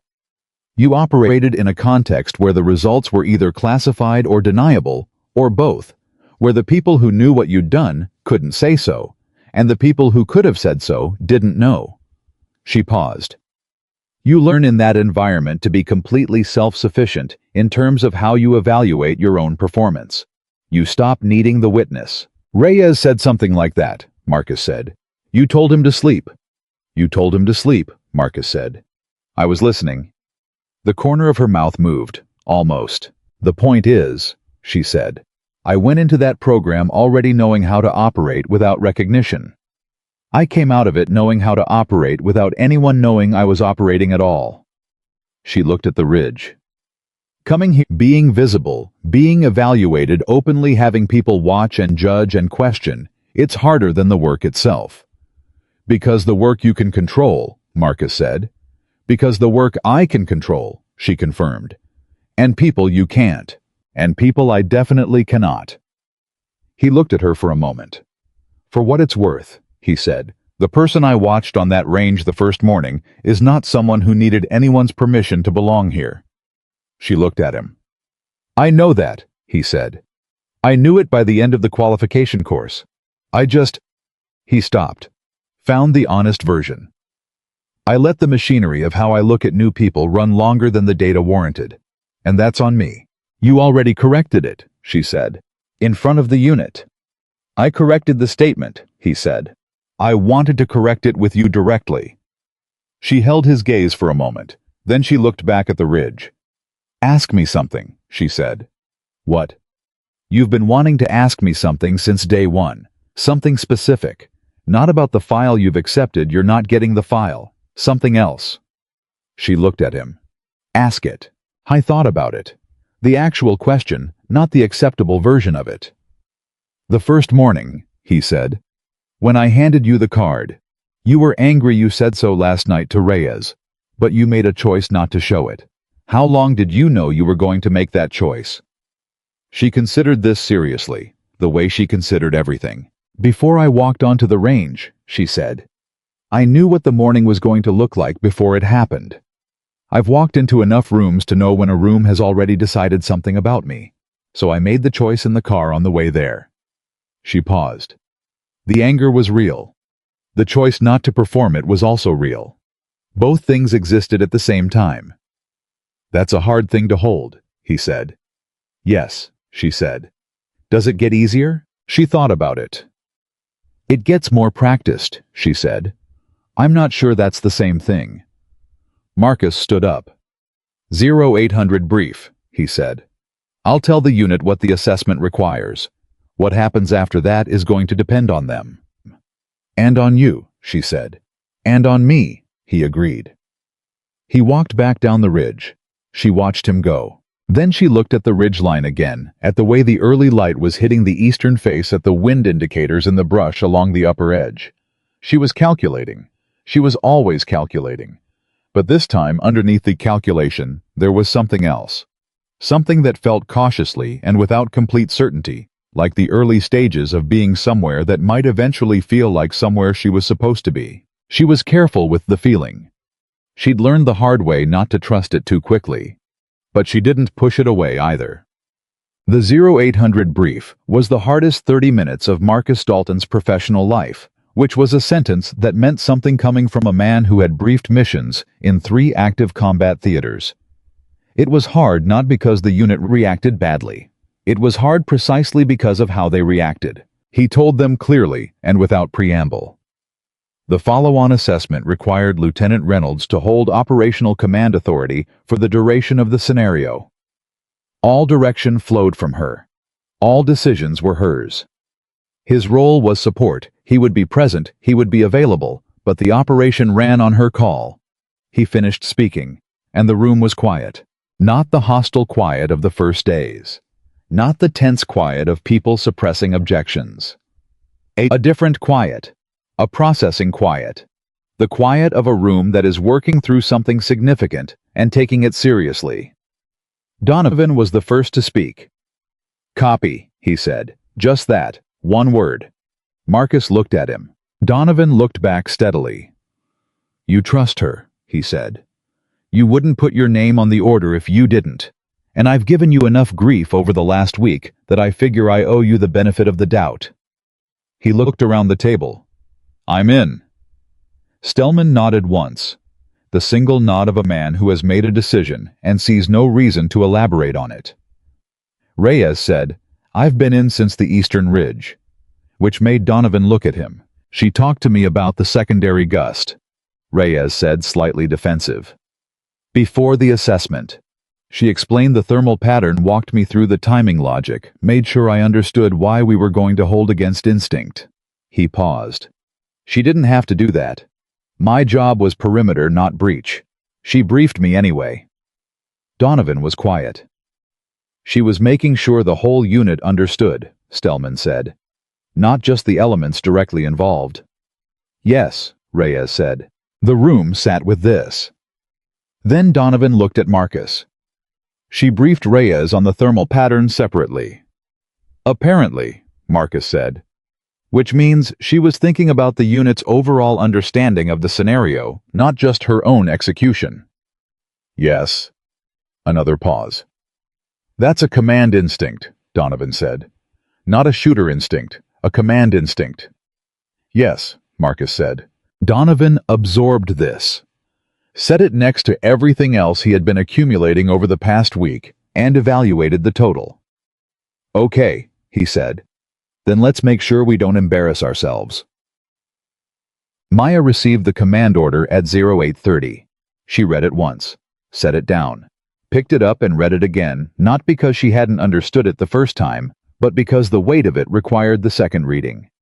Full operational command authority. Her name. Her call. Garrett appeared in the doorway of the briefing room. She looked at him. "You knew about this structure before the first assessment?" "Yes," he said. "You didn't tell me." "No, because if you had, it would have changed how I operated in the first assessment." "Yes," he said. "Chen needed clean data from the first assessment. If you'd known what was coming in, the second you might have been playing forward instead of playing present. The data would have been contaminated." She understood the logic. She didn't entirely like it, but she understood it. "How many times has this protocol been run?" she said. 4, he said. "Before today." "Pass rate." He paused. 2 out of 4. She looked at him. "The 2 that failed," he said carefully, "failed because the unit couldn't make the adjustment, not because the specialist couldn't command." "So the variable isn't me," she said. "The variable is never you," he said. "You've been the consistent factor across multiple program placements. The variable is always the unit." She looked at the command order again. "Dalton briefed them," she said. "I know." "How do you know?" "Because I was watching from the corridor," he said without apology. "And the way they looked when they came out of that brief was not the way people look when they've been told something they can't accept." Maya was quiet. "How did they look?" she said. "Like people who've made a decision," he said. "That's different from people who've been instructed. People who've been instructed look resigned. People who've made a decision look settled." He paused. "They looked settled, Maya." She hadn't heard him use her first name in years. It landed differently than she expected. "Don't make me sentimental, Garrett," she said. "Wouldn't dream of it," he said. "You've got an operation to run." She briefed the unit at 093. The experience of standing at the front of that room, the same room where she had sat at the far end of the table on day 1, quiet and unintroduced and already being assessed, was one she would think about for a long time afterward. Not because it was triumphant. It wasn't. The work was too immediate and too real for triumph. But there was something in it. The sense of a full circle that hadn't been manufactured or forced, but had simply arrived through the accumulated weight of a week's worth of honest work. She briefed them the way she briefed everything, precisely without filler, with the expectation that the people in the room were capable of handling complete information and did not need it managed for palatability. "Modified scenario," she said. "Same objective area, different threat configuration. Chen's team has altered the target positioning to create a situation where the breach element has 2 exposure points, instead of 1 separated by 40 meters." She looked at the diagram on the table. Standard protocol would require 2 overwatch positions. We're running 1. 1 overwatch covers both exposure points, Donovan said. 1 overwatch covers both exposure points, she confirmed. The geometry works if the timing is right. The breach element moves through the first exposure point on my first shot and reaches a covered intermediate position. I reposition during their movement and cover the second exposure point before they need to move again. How long does the reposition take you? Donovan said. Depending on conditions, between 18 and 22 seconds. And how long does the breach element need to hold at the intermediate position? I need them to hold for 20 seconds, she said. Which means the margin is between -2 and +2 seconds. The room processed this. That's a very thin margin, Stellman said. Yes, she said. What's your confidence level on the reposition time? Oh, high, she said. I ran the movement pattern 4 times this morning on the ridge, 18 to 20 seconds consistent. You've been up there since before 0600, Donovan said. It was not a question. Since 0500, she said.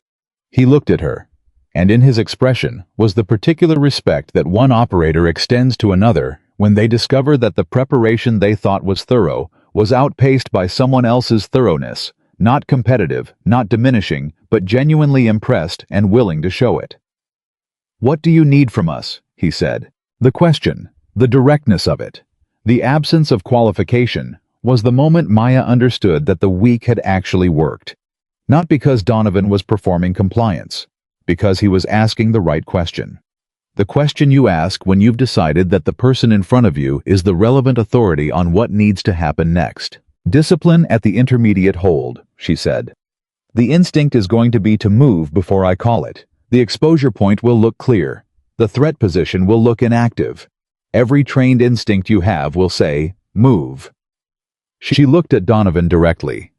Hold, regardless of what you see. You move when I call it. How will we know if something goes wrong with your reposition? Donovan said. If I'm not calling movement within 25 seconds of your arrival at the intermediate position, abort and extract, she said. 25 seconds. Not 24, not 30. 25. And if we abort? Then we abort, she said simply. The scenario fails, and we learn from it. But I'm not going to be in a position where you're making decisions based on incomplete information about my status. The timeline is the communication. Donovan nodded. One more thing, she said. The room waited. If the scenario goes wrong, not the abort condition, but something genuinely unexpected, I need you to trust my call in real time. Not evaluate it, not second-guess it. Trust it. Because in that kind of moment, the window for action is going to be narrower than any of us can plan for. She looked around the room. I know that's a significant ask, she said. I know you've known me for 7 days. I know there are things about my background you don't have access to and may never have access to. She paused. But I'm asking anyway, because the operation requires it, and because I believe this unit is capable of it. The room was quiet. Then, Marcus from his position against the wall. The support position.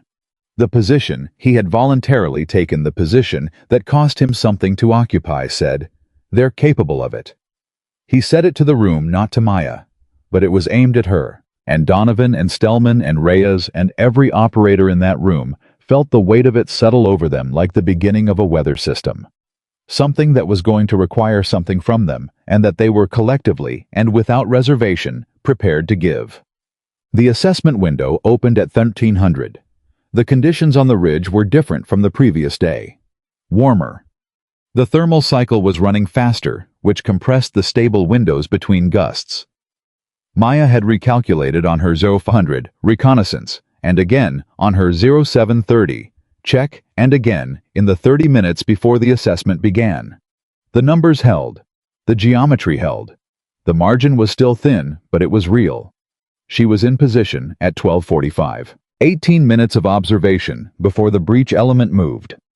18 minutes of counting wind cycles. Adjusting her ballistic calculation by increments so small they would have been invisible to anyone watching. Building the complete picture of what the conditions were actually doing, as opposed to what they were predicted to do. The communication system carried Donovan's voice at 12:58. Breach element is at the start point. Ready on your call. Copy, she said. I have the first exposure point. Monitoring the window. Stand by. The thermal cycle ran. She counted. Primary gust. Stand by. The gust peaked and began dropping. Secondary incoming. The secondary hit harder than yesterday because the temperature differential was greater. She had predicted this. She had built it into her calculation. The secondary gust was not a problem. The secondary gust was information. It peaked. It dropped. The window opened. Moving, she said. Breach go. The first shot broke. Impact confirmed, Torres said from the observer position. First target neutralized. She was already moving. The reposition route she had walked 4 times in the dark before 0600 was in her body. Now, not in her head, her body knew where to go and how fast and what the footing felt like at each point, and her mind was free to stay on the timeline while her body handled the movement. 18 seconds. Donovan's voice came through. Breach element at intermediate position, holding. She was settling into the second position. Bringing the rifle up. The second exposure point was at a different angle, different distance. The wind behavior subtly altered by the geometry of the ridge in this section. She had 30 seconds from the element's arrival at the intermediate to call movement or the abort clock started. She had been in position for 4 seconds. She was calculating. The thermal window in this section ran differently. The secondary gust was smaller. The stable window slightly longer. She had 12 seconds. Maybe 14. Stand by, she said. Donovan said nothing. He was holding. Every instinct he had was telling him the second exposure point looked clear, and the threat position looked inactive, and it was time to move. He was holding anyway. She fired. Impact confirmed, Torres said. Second target neutralized. Breach move, she said. The element came through the second exposure point in a clean, fast line. No hesitation. No one breaking early. The discipline was absolute. They consolidated. The scenario ran through its final phase. The extraction sequence. The secondary contingency. The communication protocol under simulated degraded conditions. The unit executed everything.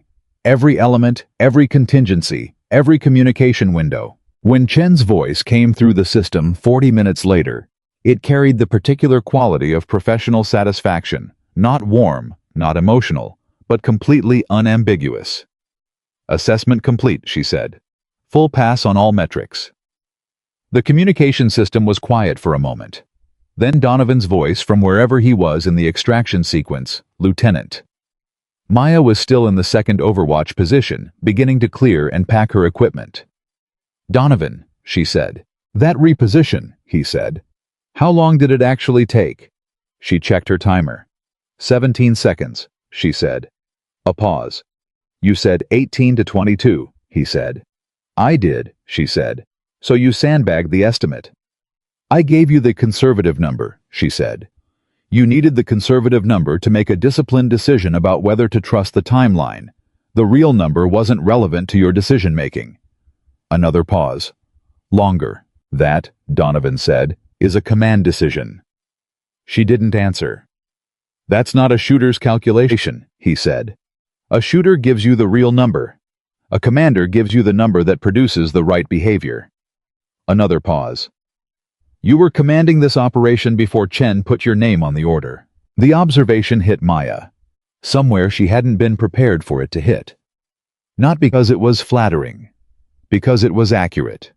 And being seen accurately, fully, specifically, without the filter of assumption or skepticism, was something she had not expected to find at Iron Ridge, and the unexpectedness of it was what made it land so hard. She finished packing her equipment. Good holding, she said finally. Both exposure points. The discipline was exactly what the operation needed. We had good direction, Donovan said. She slung her kit over her shoulder. The ridge wind was moving steadily now, the thermal cycle having shifted into its late afternoon pattern. She stood for a moment in it, feeling the direction of it, cataloging it, the way she cataloged everything, not because she needed the information right now, but because information about an environment is always worth having. Then she started down the ridge toward the debrief. Behind her, the eastern face of Iron Ridge caught the afternoon light in a way that was neither dramatic nor symbolic. It was just light on rock. It was just the end of a day of work. But the work had been real, and the people she had done it with were real. And those two facts, simple as they were, carried more weight than anything that had been written in any file, classified or otherwise, that bore her name. Chen's full report arrived 72 hours after the second assessment, which meant it arrived on the morning of Maya's last scheduled day at Iron Ridge. Nobody had said anything about that directly. The unit operated on the premise that what the orders said was what the orders said, and Maya's orders had a specific end date, and the end date was the end date. But there is a difference between what people say and what people know, and what the unit knew, what every operator at Iron Ridge knew. By the morning that report landed, was that the end of Maya's evaluation period was going to leave a particular shape of absence in the unit that hadn't existed before she arrived. Marcus read the report alone in his office. He read it twice, which was becoming a habit with documents related to Maya Reynolds, and then he sat for a few minutes doing nothing, which was not a habit at all. Marcus Dalton was not a man who sat and did nothing. He was a man who moved from one necessary action to the next, with the efficiency of someone who understood that time was finite and work was not. But the report required sitting with it. The report required the particular stillness that comes when a document tells you something you already knew and makes it official, and the officiality of it changes the weight of the thing, even though the thing itself hasn't changed. Full pass. Both assessments. All metrics. Integration protocol approved for implementation across designated unit pairings. Specialist Reynolds rated as operational command capable at the evaluated unit level. Recommendation for expanded program deployment. And then, in the section reserved for evaluating officer observations, a line that Chen had written in the precise, unadorned language of someone who chooses every word deliberately. Unit demonstrated capacity for trust recalibration under operational pressure.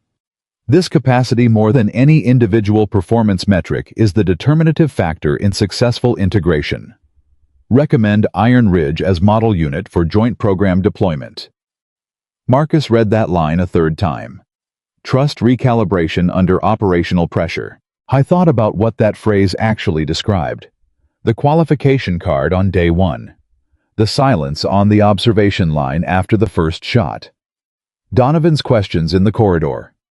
The 0800 brief where he had stood at the front of the room and transferred command authority to someone his unit had known for 7 days.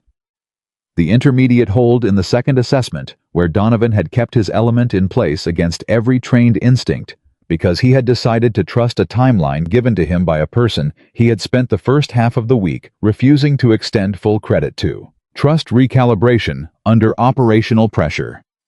7 words for something that had taken a week to accomplish and would take considerably longer to understand. He picked up his coffee, went to find Maya. She was in the equipment room, which was where she had been at 2 in the morning, talking to Reyes, and where she had been at 5 in the morning before the second assessment, and where Marcus was beginning to understand she went when she needed to think without performing the act of thinking for an audience. The equipment room was the one space in the facility where the presence of a person working on gear was unremarkable enough to provide genuine privacy. You could be there without anyone reading anything into your being there. He sat down across from her without preamble. Chen's report came in, he said. I know, she said. She sent me a copy. Full pass. Full pass, she confirmed. Expanded program deployment recommendation. She set down the piece of equipment she was working on. Yes. That means more units, he said. More Iron Ridges. That's what it means. And you'll be doing what you've been doing here at each of them. She looked at him. Probably not me specifically. The protocol is designed so that the integration model can be implemented by other specialists from the program. I was the first field evaluation. If the protocol passes the full review, which Chen's report makes more likely, then the program scales. And you go where? She was quiet for a moment. Where they send me. Back to the classified 3 years, he said. Not accusatory, just accurate. Back to the work, she said. He nodded slowly. Is that what you want? He said. The question surprised her. She could see it on his face that he knew it had surprised her, and he didn't apologize for it. Nobody asks me that, she said finally. I'm asking. She thought about it. Really thought about it the way she had thought about Reyes's question about fear, not reaching for the acceptable answer, but sitting with the real one long enough to know what it actually was. The work is important, she said. The program does things that need to be done. I believe that. That's not what I asked. I know, she said. Another pause. I don't know how to want something different from what the work requires, she said. I've been doing this long enough that the shape of my wanting has conformed to the shape of the mission. I'm not sure I can separate them anymore.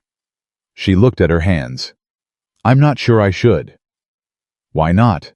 Because what I want personally isn't relevant to what the mission needs, she said.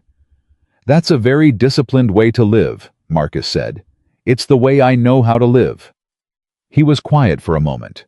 Then he said something she hadn't expected. My first deployment, he said. 22 years old, 6 months in.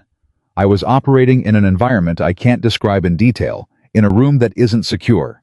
And there was a moment, one specific moment, where I understood for the first time what it meant to be completely alone, in a way that had nothing to do with physical proximity to other people. He paused. You could be surrounded by your team and still be in that particular alone. It comes from the gap between what you know and what you can tell anyone. Maya looked at him. The gap closes eventually, he said. Not because the classification changes, because you find people who understand the shape of it, even if they don't know the content. He met her eyes. I think you've been alone in that specific way for a long time. She didn't answer. And I think, he said, that the reason this week was harder than the brief indicated isn't because of the judgment or the qualification card or any of it. It's because you walked in here carrying that specific alone, and you weren't prepared for the possibility that it might get lighter. The equipment room was very quiet. Maya looked at the wall for a long moment. You're more perceptive than your first impression suggests, she said. I've been told, he said. Usually after I've done something that undermines the perception. She almost laughed. Not the corner of the mouth movement from before, something closer to an actual laugh. Brief and real and unguarded. He hadn't heard her laugh before. It changed her face completely. The report says expanded deployment, she said, pulling them back to the work, because the work was the ground she knew how to stand on. What does that mean for Iron Ridge specifically? Probably that we become a training site for the integration protocol, he said. Units cycle through, we run the evaluation structure, generate data for the program. Would you want that? I'd want to know the program is worth the investment, he said. A week ago I would have said no without thinking about it. Now, he paused. Now I'd want to have a more complete conversation before I decided. That's progress, she said. That's what happens when someone makes 3 consecutive shots in a crosswind in front of your entire unit, he said. This time she did laugh. Short, clear, real. Garrett found her afterward, which she had expected. Garrett had a talent for appearing at the end of things, which she had always privately attributed to the fact that he was better at reading situations than he let on, and used the appearance of accidental timing to have conversations that were actually carefully chosen. Chen's report, he said. I've read it, she said. Expanded deployment recommendation. I've read it, Garrett. He sat down. He had the look he got when he was about to say something he had been holding for longer than the conversation implied. There's a component of the recommendation you didn't get in your copy, he said. She looked at him. Chen submitted a supplementary note directly to the program director, he said. Not part of the formal report. A personal assessment. Of what? Of you. He paused. Specifically of your suitability for a role that doesn't currently exist in the program. She was very still. The protocol expansion requires a coordinator, he said. Someone who has done the field evaluation understands the integration mechanics from the inside and can translate that understanding into the training structure for other specialists before they go into their own unit placements. He looked at her. Chen recommended you by name for that role. That's a stationary role, Maya said. Largely, yes. I'm a field operator. You are, he agreed. You're also the person who just demonstrated the highest integration success rate in the program's field evaluation history, and who has the specific combination of technical precision and command instinct that the coordinator role requires. He paused. And you're the person who told Reyes that discipline is a choice, not an absence. The program needs someone who can teach that. Not explain it, teach it. Maya was quiet for a long time. It would mean staying in one place, she said. For a while, he said. Building something. Yes. Instead of evaluating something. Yes. She thought about what Marcus had said about the specific alone that comes from the gap between what you know and what you can tell anyone. She thought about the equipment room at 2 in the morning and Reyes asking whether she was afraid. She thought about Donovan at the intermediate hold, keeping his element in place against every instinct because he had decided to trust her timeline. She thought about what it would mean to build the thing that made more of those moments possible. Not to live inside the moment of proof, but to construct the conditions under which proof could happen. The difference between being the person who takes the shot and being the person who makes sure the right people know how to hold. When does the program director need an answer? She said. End of the week, Garrett said. She looked at him. Why are you telling me this here today, on the last day? He looked back at her with that pleasant, opaque expression.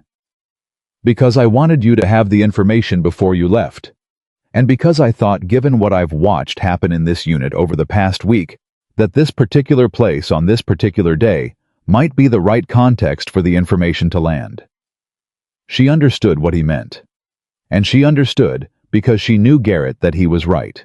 I'll think about it, she said. That's all I'm asking, he said, and stood up, and walked out, and left her with it. The final briefing of Maya's evaluation period was not scheduled.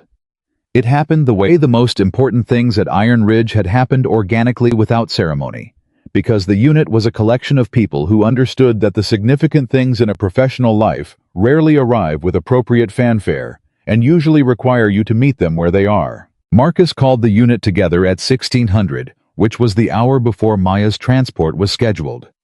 He stood at the front of the room, and he looked like himself, not performing solemnity, not building to something just present in the way he had been present all week, which was the most consistently impressive thing about him. Lieutenant Reynolds completes her evaluation period today, he said. She came here to evaluate integration protocol under field conditions. She did that. He looked around the room. She also did some other things that weren't in the brief. Donovan across the table kept his eyes on Marcus. She showed this unit what it looks like when someone with serious capability operates without the need for recognition, Marcus said. And she showed me specifically what it looks like when I let an assumption run past the point where the data supports it. He paused. Those are both things this unit needed to see. So the evaluation went in more than one direction this week. Nobody spoke. I'm not going to make a speech, he said. She'd hate it. I'd hate giving it. So I'll just say this: the protocol passed because this unit performed. And this unit performed because Lieutenant Reynolds gave it something real to perform toward. He looked at Maya directly. That's not a small thing. Maya looked back at him. Thank you, Chief Dalton, she said. Marcus, he said. A pause. Thank you, Marcus, she said. And then, because the room needed something to break the particular tension that genuine feeling creates in a room full of people who are not accustomed to sitting with it openly, Donovan said. So the 3-year gap, we're never going to know. Maya looked at him. No, she said. Classified until... Classified, she said simply. He nodded. Okay.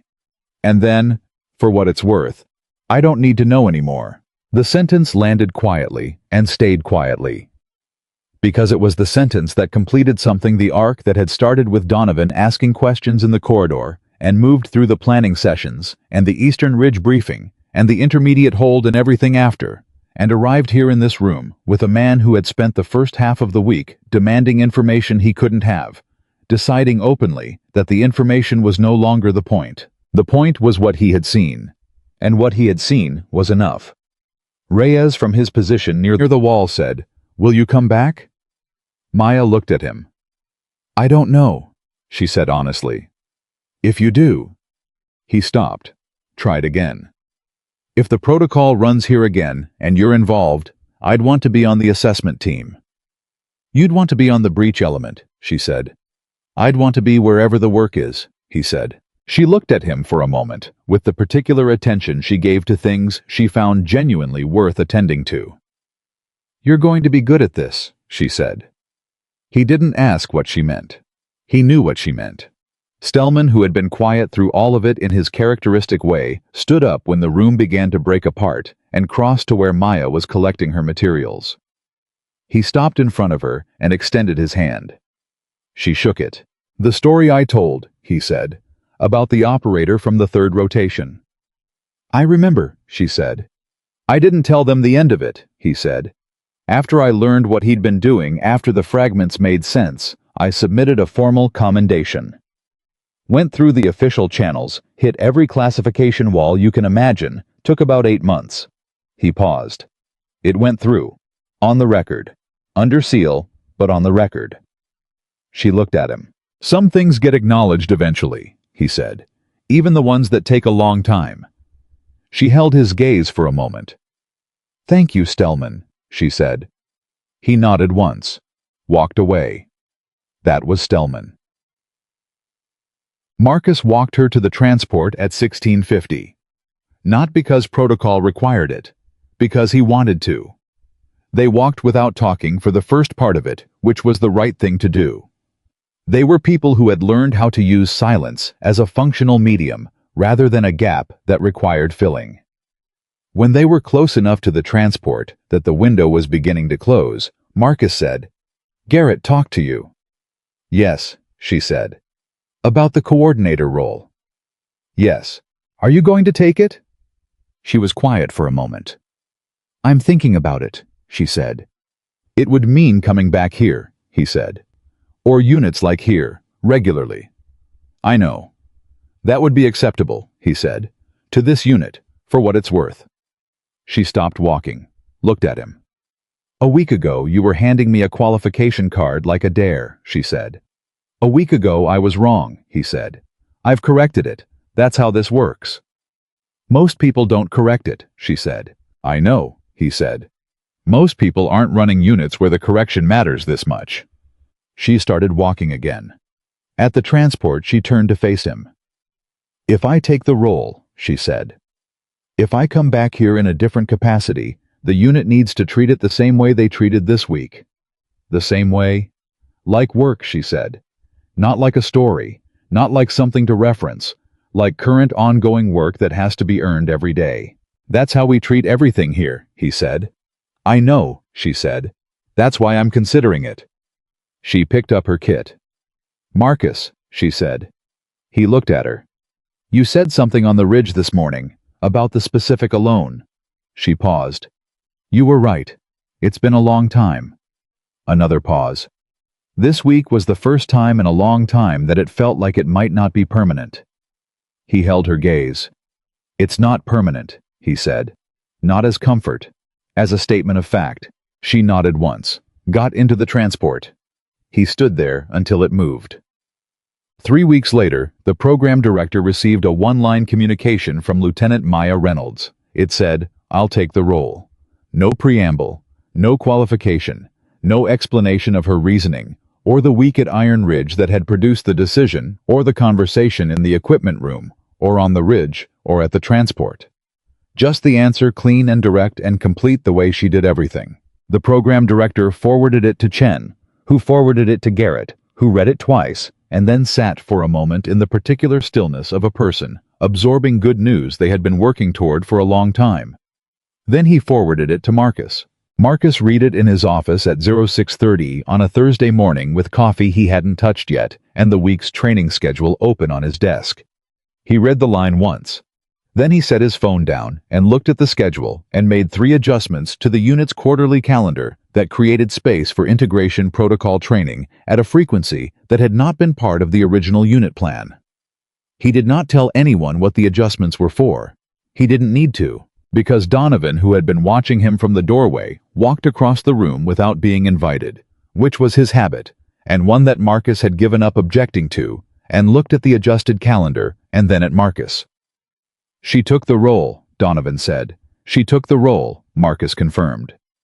Donovan looked at the calendar, at the spaces Marcus had opened. "You did that before you knew," he said. "I did that because the protocol requires regular integration training regardless," Marcus said. Donovan looked at him. "Regardless," Marcus repeated, and picked up his coffee. Donovan walked back to the doorway. "Reyes is going to lose his mind," he said. "Reyes is going to be professional about it," Marcus said. "Sure," Donovan said. "And then he's going to lose his mind." He walked out. Marcus looked at the adjusted calendar for a moment longer. Then he opened a new document and began drafting the formal request to the program director for Iron Ridge's designation as a primary integration training site. He wrote it carefully. He wrote it the way he wrote everything important, without filler, without performance, with the full weight of his professional conviction behind every sentence. In the recommendation section he wrote, "The integration model functions when the unit is willing to let performance replace assumption as the primary measure of an operator's capability." This unit demonstrated that willingness under assessment conditions. The model should be expanded. Iron Ridge is prepared to support that expansion. He read it back, changed one word, then sent it. The following month, when the first cohort of new specialists arrived at Iron Ridge for integration training, Maya Reynolds was standing at the front of the briefing room. Not at the far end of the table, quiet and unintroduced, waiting for a room to decide what to think of her. At the front, with the diagram on the table, and the assessment framework on the wall, and the complete, unambiguous authority of a person who has earned every inch of the ground she is standing on. The new specialists were younger than she had been at Iron Ridge, some of them, and they came in with the contained energy of people who were very good at what they did and who were stepping into an environment they did not yet fully understand. She recognized the energy. She had carried it herself. She did not make them comfortable immediately. That was not the point. The point was to give them accurate information about what the work required, and accurate information was not always comfortable, and the discomfort was part of the data. She ran the first session, the way Marcus ran everything, precisely without filler, with the expectation that the people in the room were capable of handling complete information and did not need it softened. At the end of the session, one of the new specialists, a young woman named Torres, no relation to the range officer, with the same kind of direct bearing that Maya had learned to read as a sign of someone who would be worth watching, asked a question that caught Maya off guard in the way that honest questions from unexpected directions always did. "How do you know when a unit is ready to trust you?" Torres asked. "Not the assessment metrics. The actual internal moment when you feel it shift." The room waited. Maya thought about a firing line and a qualification card pressed against her chest. She thought about Donovan at the intermediate hold and the 4 seconds between the secondary gust dropping and the window opening. She thought about a laugh in a debrief room that broke something open and didn't put it back the way it had been. "You don't feel it shift," she said. "You watch what they do when the pressure is real and there's no time to perform anything. What's left after the performance falls away, that's the trust. Or the absence of it." She looked at Torres directly. "And the only way to see it is to give them something real to respond to. Not a test. Real work. Real stakes. Real consequences if it goes wrong." "And if it goes wrong," Torres said, "then you learn from it and you go again," Maya said. "That's also real work." Torres nodded slowly, absorbing it. "One more thing," Maya said. And she said it to the room, not just to Torres, because it was the thing she had needed to hear on the first day at Iron Ridge and had taken the entire week to receive. "You are not here to prove yourself," she said. "You're here to do the job. Those are not the same thing. One of them requires an audience. The other one only requires you." The room was quiet. The audience will form its own opinion, she said. Your job is to make sure the opinion is based on accurate information, and the way you do that is the same way you do everything else in this work. She looked at them, each of them, steadily and without apology. You show up, you prepare, you execute, and you do it again the next day, and the day after that, until the work speaks clearly enough that no one can hear anything else. She picked up the assessment framework from the table. Now, she said, let's talk about wind cycles.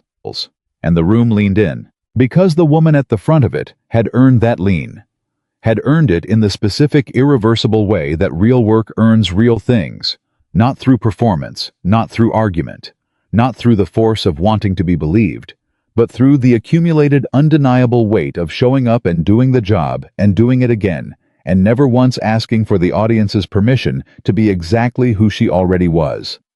That is what proof looks like when it is real. Not a single moment, not a single shot. A week of choices made in the dark, and in the wind, and in the rooms where nobody was watching, that added up to something no qualification card could measure, and no file could contain, and no assumption. However confident,